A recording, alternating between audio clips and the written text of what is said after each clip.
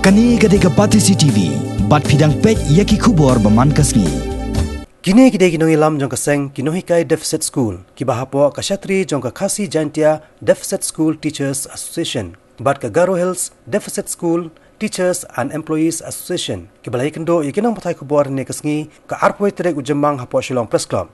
Kajingwan yakendo kani kakenho ni kinang patai kubor ne kasngi, kadai hadian ba kajing aipor ya ka sarkar jela kalakutno. Hadian kajing kendo yo Menteri Rangba ka jela Konrad K Sangma menha ka shpotrek mentabna jemang ubala kular bancim kiai kimat jing dawa jongki kibalabu akhmat jong sarkar. Kikat tu katne kimat kiba khamkongsan kiba kini kiseng kila dawa kadai halor kajing patrekam no ya ka peskel ka bathamai jong baro kinohikai nadu kiba hikai haki primary hadu ki higher secondary school katkum ka 5th pay commission.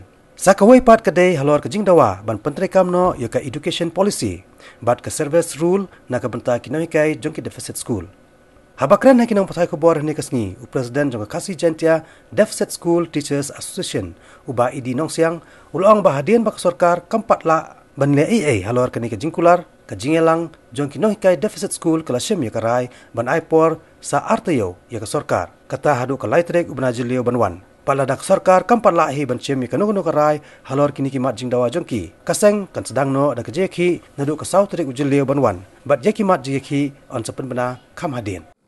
Teachers from different zones were of the opinion and the view that we should give an ultimatum to the government for the extension of this new pay scale to the deficit school teachers, right from the primary level to the higher secondary level.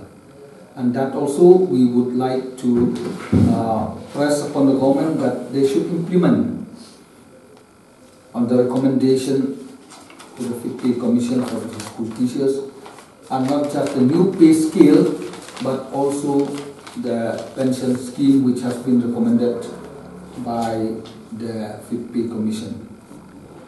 So on this we decided that we will give the government 2 weeks time.